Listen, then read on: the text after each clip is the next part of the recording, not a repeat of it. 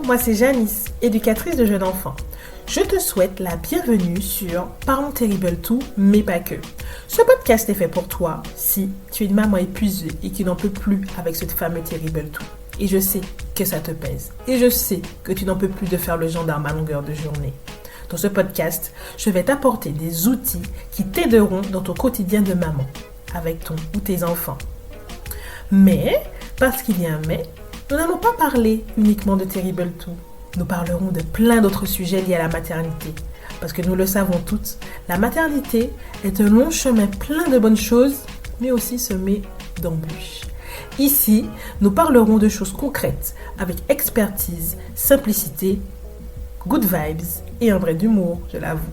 Alors, si tout ça t'inspire, je te laisse avec l'épisode du jour. Bonne écoute! Hello, j'espère que tu vas bien, que tes enfants se portent bien.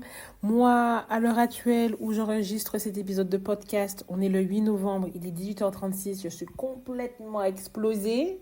Mais je suis là avec toi parce que j'avais vraiment envie d'enregistrer cet épisode de podcast cette semaine. Donc, je prends les dernières forces que j'ai pour te partager tout ça. Aujourd'hui, on va parler de moi. Je vais te raconter mon histoire et l'étiquette que ma mère m'a accolée et qui me suit jusqu'à maintenant. Beaucoup moins maintenant, mais qui m'a beaucoup suivie. Et je t'explique dans cet épisode de podcast comment les étiquettes peuvent influencer les comportements de nos enfants. Comment les étiquettes peuvent freiner aussi le potentiel de nos enfants. Bon, c'est parti, je te raconte tout ça. En fait, rien ne me destinait à faire un podcast. Franchement, rien ne me destinait à expliquer les choses, à utiliser ma voix pour expliquer des choses, faire passer des messages. Pourquoi ? C'est très simple. Depuis que je suis toute petite, ou du moins depuis que j'ai des souvenirs des conversations que j'ai avec ma mère et que je parle, à chaque fois que je parlais, elle m'interrompait toujours pour me dire « Janice, articule. Janice, tu parles trop vite. Janice, on ne comprend rien à ce que tu dis. » Mais à chaque fois. Et je sais qu'elle ne disait pas ça pour m'humilier. Je sais qu'elle disait ça pour m'aider, pour que je puisse prendre mon temps, etc. Et vous connaissez, les mamans antillaises, elles n'ont pas de tact. Voilà, ça sort comme ça sort, même si elles nous aiment d'un amour inconditionnel, même si on les aime d'un amour inconditionnel, parfois elles sont un peu dures quand même. Hein. Et tellement qu'elle me répétait ça tout le temps, eh bien, j'ai ancré ça dans mon esprit. C'est-à-dire que pour moi, je ne suis pas quelqu'un qui a une facilité en communication, qui a une facilité de parler, etc. Parce que oui, en effet, je bafouille quand je parle. Oui, en effet, je parle vite parce que des fois, tellement je suis habitée dans le truc, je parle vite. Parfois, j'articule pas trop. Avec mon accent, des fois, je mange les R. Bref, je sais tout ça. Et tellement, pour vous dire comment cette étiquette m'a suivie, c'est-à-dire qu'à l'école, je participais. À l'école, je levais la main pour participer, mais parce que je savais que, ça faisait partie de l'appréciation, donc je me forçais à le faire, donc voilà, et puis j'aimais bien ça. Mais en tout cas, je me limitais énormément.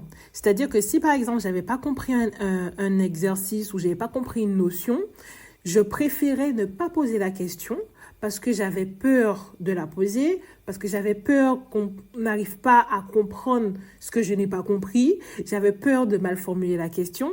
Donc, soit je posais pas la question, soit j'attendais qu'un camarade pose la question et du coup, qu'on me réexplique les choses.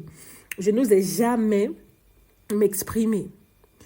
Et ce qui est assez paradoxal, parce que dans mon parcours scolaire, mes notes confirmaient que j'étais bonne à l'oral. C'est-à-dire que j'avais des très bonnes notes quand je passais à l'oral, que ce soit à l'oral du bac, vous savez. Alors, j'ai fait un bac L. Et du coup, en première année, tu as les oraux, j'ai eu de très bonnes notes. Quand j'ai fait mon bac, le vrai bac, à l'oral, j'ai eu que des bonnes notes à l'oral. Et je savais pas pourquoi, parce que pour moi, je n'arrivais pas à convaincre ou je n'arrivais pas à forcément formuler mes idées, tu vois. Et tellement je me rappelle de ce prof d'espagnol parce que du coup, il avait les notes de nos oraux. Et moi, j'étais pas sûre de moi. Je disais, mon Dieu, mais je suis sûre, j'ai raté ça et tout. Et je me rappelle, comme c'était hier, j'étais assise. Pour les personnes qui connaissent, qui viennent de la Martinique, j'étais au lycée Joseph Zobel à Rivière-Salée. J'étais assise sur le banc avec des copines sous le préau. Il passe et il m'arrête, il me dit, assez carré. Assez carré, ça veut dire arrête de te la raconter. Je dis, mais pourquoi? Il me dit, ton oral là, arrête de la raconter. De te la raconter, t'as réussi ça, arrête de te la raconter. J'ai dit, mais je sais pas si j'ai réussi et tout.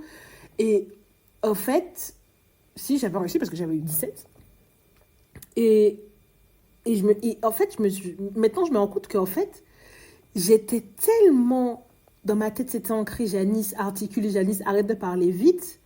Et bien pour moi, j'échouais à chaque fois, alors qu'en fait, le résultat était toujours bon, finalement. Et vraiment, pendant longtemps, ça m'a vraiment handicapée. Même quand j'ai pris mes postes d'éducateur de jeunes enfants, dans des réunions, je ne parlais pas beaucoup. Quand j'étais directrice, je ne parlais pas quand c'était un grand groupe, alors que dans des petits groupes, je parle. En individuel, je parle. Mais dans les grands groupes, je me disais toujours que les gens allaient penser que je ne sais pas, que j'articule pas, etc. Et en fait, pourquoi je te parle de ça? Parce que je me rends compte aujourd'hui à quel point les mots qu'on dit à nos enfants peuvent s'ancrer profondément en eux, en fait. Et surtout, à travers la répétition. Bon, parfois, ça peut arriver que tu sois énervé et que tu dises quelque chose à ton enfant une fois, et puis voilà. Bon, il n'y a pas de dégâts, normalement, sauf si c'est vraiment un truc dramatique.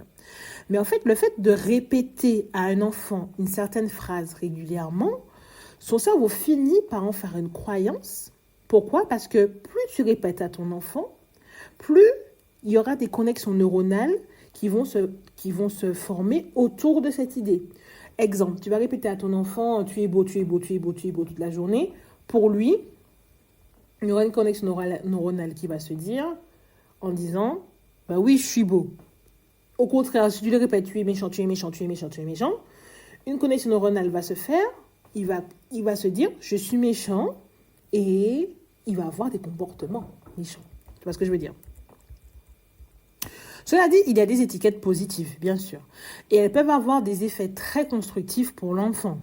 Par exemple, je sais que ma fille, elle a un humour vraiment... Cet enfant, moi, des fois, je pleure de rire par rapport à son humour qui est hyper...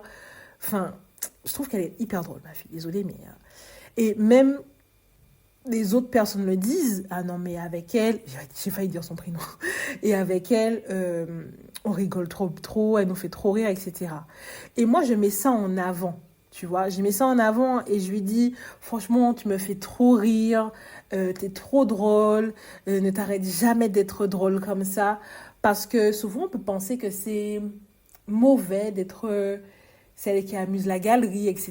Parce qu'elle sait être sérieuse aussi, quand il faut être sérieuse. Un enfant qui se concentre aussi sur pas mal de choses. Mais ce côté un peu fofolle, comme j'aime le dire, j'ai pas envie de casser ça, en fait. Parce qu'en même temps, je suis un peu comme ça. Donc, des chiens font des chiens. Donc, moi, je mets ça en avant, en fait. Je ressens cette personnalité de ça. Vous voyez, je perds mes mots. Je bafouille à chaque fois, mais maintenant je me dis que c'est pas grave. Je sais plus ce que je disais, du coup, bref. En tout cas, je mets ça en avant. Et en fait, à force de le répéter, ça valorise et ça la rend unique finalement. Bon, maintenant qu'on a vu que les étiquettes c'est pas hyper constructif pour les enfants, à quel moment, sait-on qu'on colle des étiquettes aux enfants? Déjà, j'aimerais commencer parfois on le fait sans même s'en rendre compte. Déjà.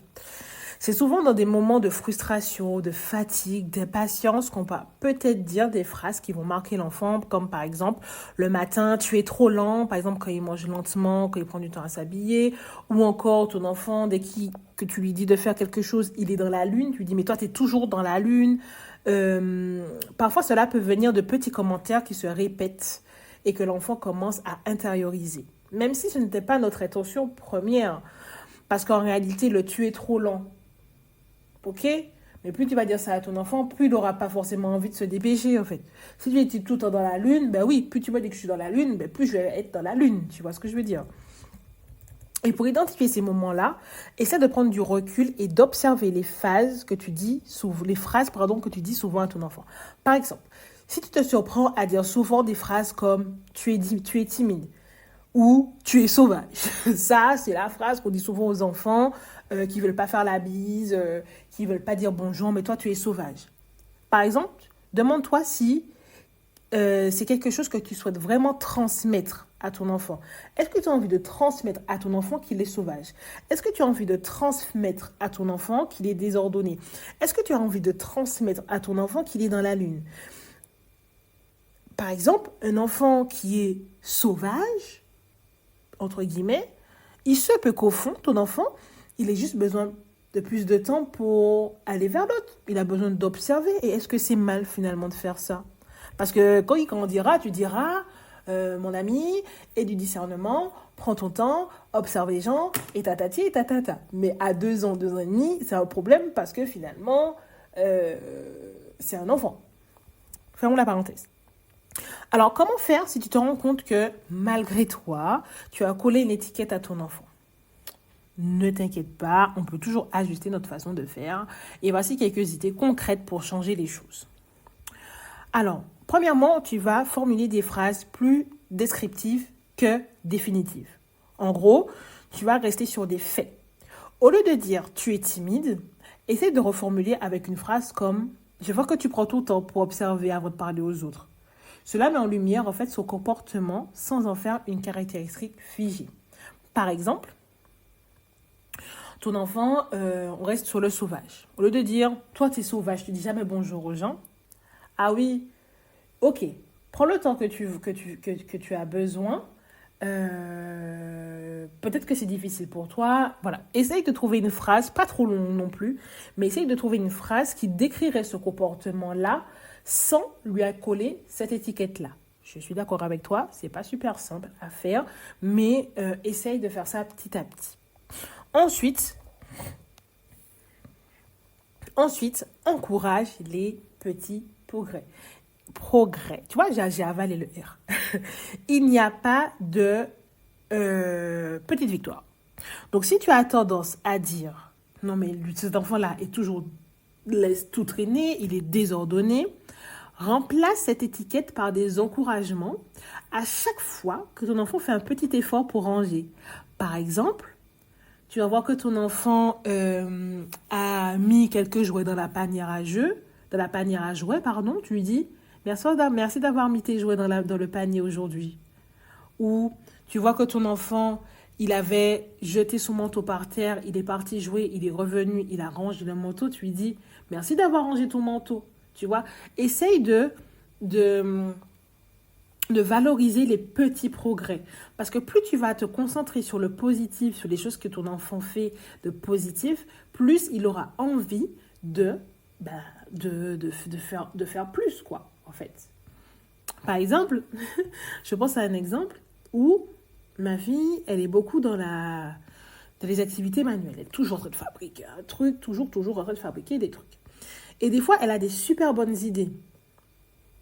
Et en fait, des fois, je fais un truc, ça marche pas trop. Elle me dit, mais non, maman, tu peux faire comme ça. Et je lui dis, ah, merci de m'avoir donné cette idée-là. Tu vois?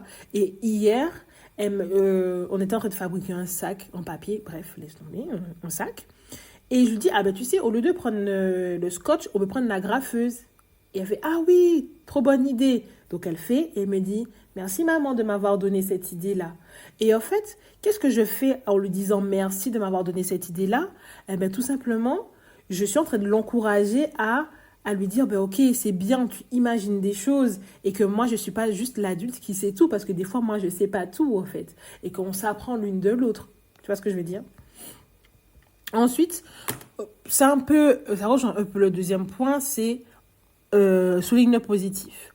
Prends le temps de mettre en avant les qualités que tu apprécies chez ton enfant. Surtout celles qui peuvent contrebalancer des étiquettes. Par exemple, si tu trouves que ton enfant est turbulent, il n'écoute jamais. Souligne aussi ces moments de calme et dis-lui, j'adore te voir quand tu dessines. Ça me montre que tu peux rester calme quand tu veux, tu vois.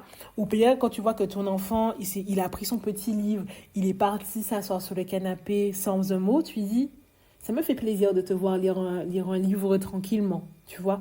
Souligne le côté positif. Tout ça, ça demande de l'observation. Tout ça, ça demande des fois de ne pas être toujours dans le faire, dans l'action, etc. et de te mettre de côté. C'est pas toujours simple avec la vie de maman, je suis d'accord avec toi, mais n'hésite pas à essayer. Ensuite, dernière chose, très importante, fais preuve de bienveillance envers toi-même. On fait toutes des erreurs. En tant que parent, on apprend chaque jour. Si tu réalises que tu as utilisé une étiquette négative, il n'est jamais trop tard pour la corriger. Peut-être tu dis à ton enfant, tu sais, parfois j'ai dit que tu étais timide, parfois j'ai dit que tu étais sauvage. Mais je sais que par exemple, quand tu dis que tu es timide, je sais que c'est ton propre rythme, que tu préfères attendre avant d'aller vers les autres, et c'est parfait comme ça. Et si tu te rends compte qu'il y en a d'autres, surtout ne dis pas, j'ai détruit la vie de mon enfant, je lui ai mis une étiquette. Non, non, non. Le plus important, c'est de se rendre compte en fait des choses, parce qu'on ne sait pas tout en tant que parent. Et moi non plus, je ne sais pas tout en tant que parent.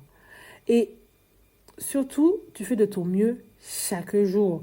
Et puis on est dans la vie, on vit notre vie de façon spontanée. Donc parfois, on peut dire des choses qu'on ne pense pas, ou parfois on dit des choses que on voit pas la mauvaise intention, etc. Et c'est OK. L'important, c'est de rester attentif et bienveillant et de ne pas et de ne pas se juger et de savoir qu'on peut toujours arranger, changer les choses. D'accord ? Voilà ce que j'avais envie de te partager aujourd'hui. J'espère que l'épisode te plaît. N'hésite pas à me laisser un commentaire, à me laisser des étoiles, à m'envoyer un message sur sur Instagram. Et je serai ravie d'échanger avec toi. Et je te rappelle encore une fois que tu n'es pas seul. Que si tu as besoin, tu vis une situation compliquée, je t'invite juste à regarder le descriptif de cet épisode de podcast-là et de voir mes différents services. Et s'il y a un service qui t'appelle, n'hésite pas à m'envoyer un petit message, à me dire « Janice, je serais intéressée par ça, mais je ne sais pas si c'est fait pour moi, etc. » On prend le temps de s'appeler 10 minutes et ensuite on voit et ensuite on commence ou pas. C'est toi qui choisis. Mais en tout cas, moi, je suis totalement disponible pour t'accompagner et retrouver du calme, de la sérénité dans ton foyer. Je te laisse là. Je suis hyper contente d'avoir pris ces dernières énergies pour te faire cet épisode de podcast-là parce que finalement, ça m'a donné un petit peu plus d'énergie. Finalement, je suis moins fatiguée. Donc, voilà. Donc, je te laisse là et puis on se dit à la semaine prochaine du coup. Bye bye. Ça y est, on arrive à la fin. Alors, si le cœur t'en dit, n'hésite pas à me laisser un avis, à noter le podcast, à partager autour de toi et puis à me suivre sur Instagram. Je te souhaite une très belle journée, bonne soirée en fonction de l'heure où tu m'écoutes. Bye bye.